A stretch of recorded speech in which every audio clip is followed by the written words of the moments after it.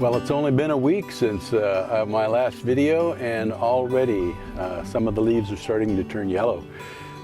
Flags, we call them. They're a sign that fall is on its way, and so I'll be coming out here each week, and so at the beginning of the video you'll get to see how that progresses. Well, we had another planning meeting on Tuesday, and a number of things were decided, and one of them being some budgeting and finance issues and a little bit more conversation about our new venue.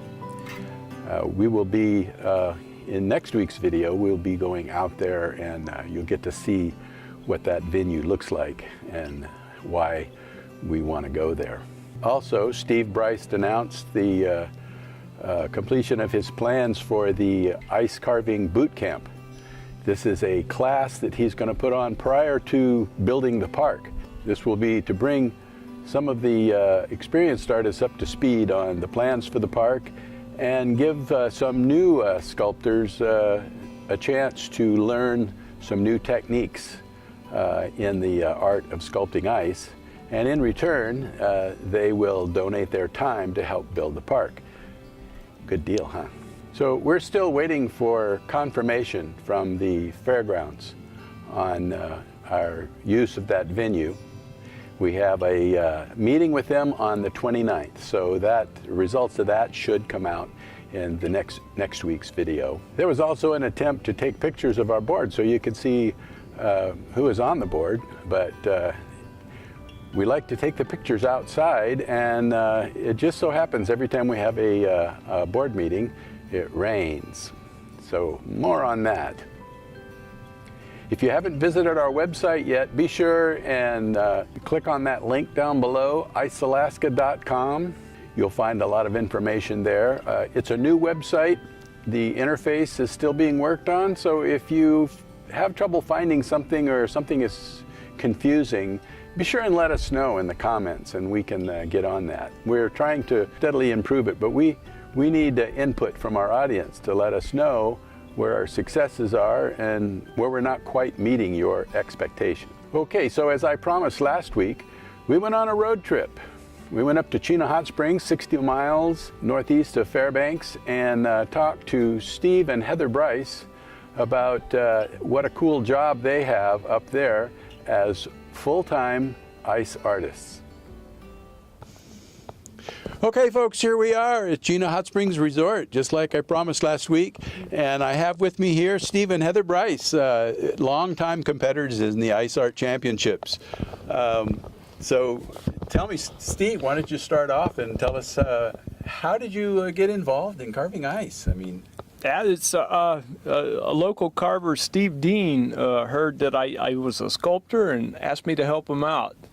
And so it was 1990, I went and helped him out for an afternoon and kind of got addicted from there. Yeah.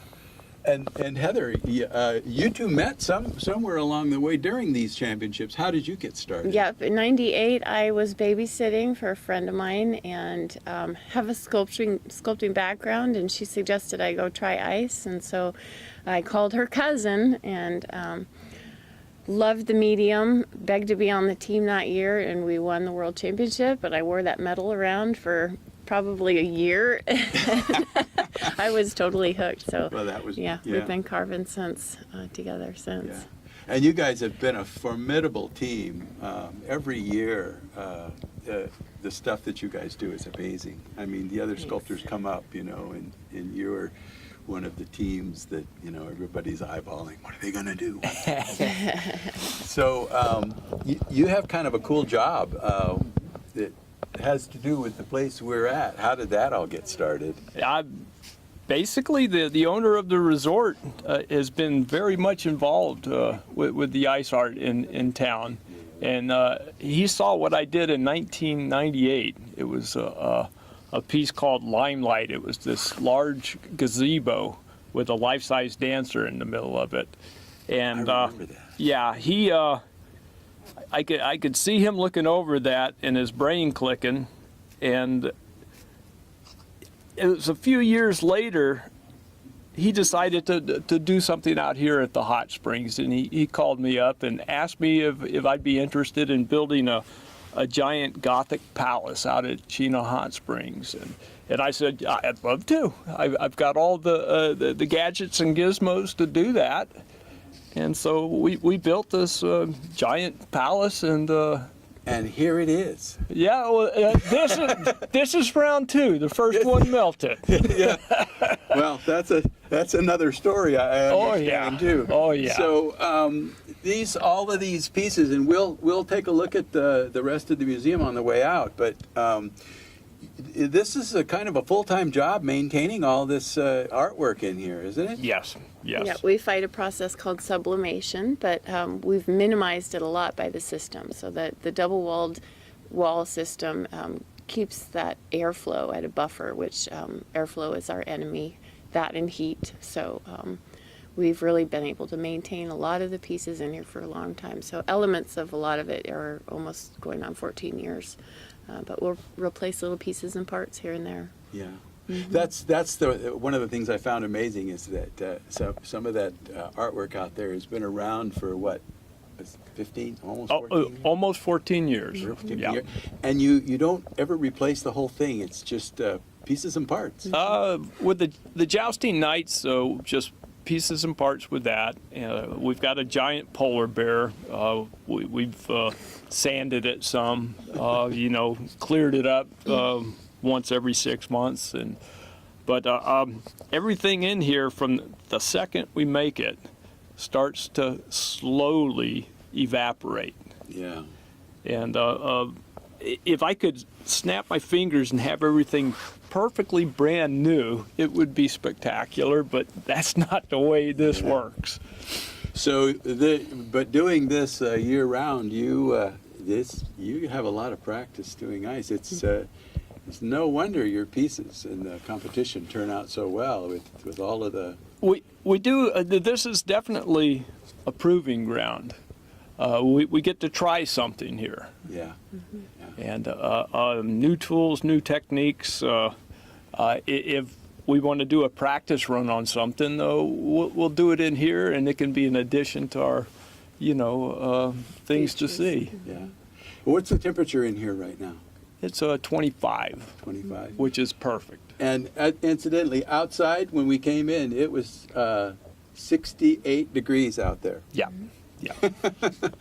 So the walls of this place, I mean, the structure is it looks really bulky on the outside. How thick are the walls? There's, I think, 6 inches of foam insulation between a void. In the void, you have cold air circulating. And right here, we've got ice walls, and then just touching the ice walls is metal pan decking. So the void is in between this and the insulation. And it produces a cold wall freezer.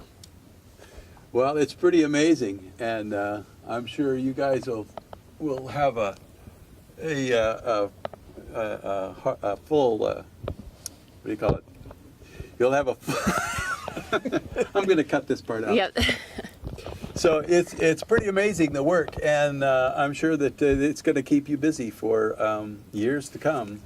We stay a year to a year and a half behind constantly. Yeah. And the key thing about this is you have to have patience. Patience. And as soon as you get done everything that needs to be done, you can start on something new. But first thing we have to do is we got to keep it safe. That's the number one thing. The number two thing is we have to keep it looking attractive. Yeah. And then we have to make sure that we do not run out of martini glasses. That's very important. And then once we stockpile on all of that and everything's safe and looking good, then we get to venture into new horizons. Yeah. We'll see the bar on the way out. The martini glasses, that's no joke. All right. Well, it's great talking to both of you, and I look forward to seeing you in this year's competition, and we'll wait and see what it is that you're going to come up with. All right. All right.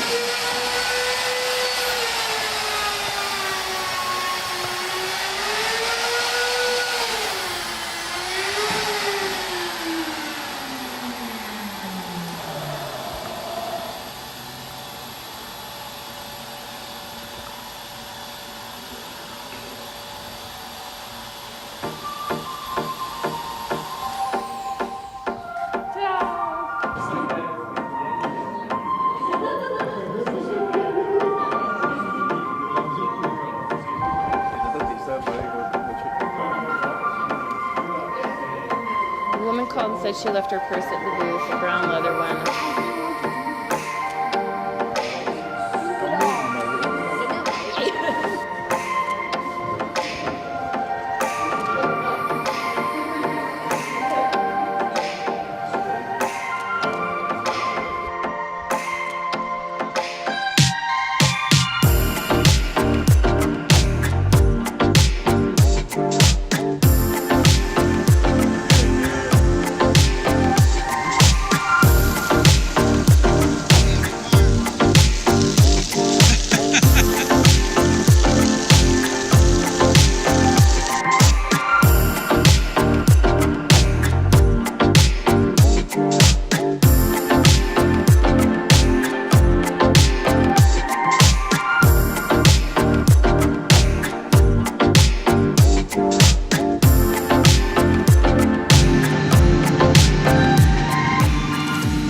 So this is a hot springs, you know, and it's a long ways from town.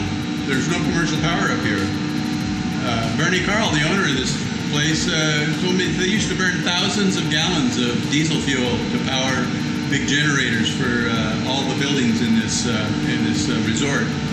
Well, now they use the hot water to drive these chiller things backwards, and they actually generate power from the hot water. So they don't burn any more diesel fuel. 100% of the power that runs the resort comes from these generators.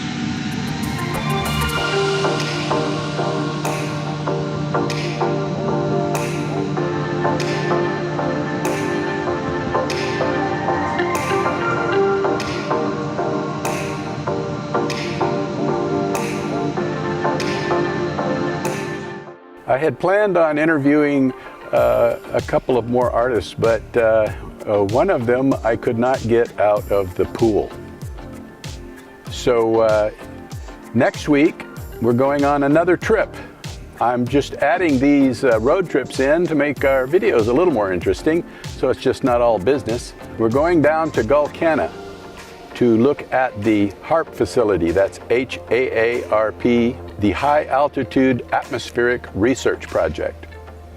Now, it's a project that has been controversial over the years. Some people say that it's being used by the government for mind control. So we're going to wear tinfoil hats. And then perhaps we'll find out what it's really used for. And once again, if you haven't already, please subscribe to this channel and click on that little bell down below so that you get notified of our new videos when they come out. And we'll see you next week. And thanks for watching.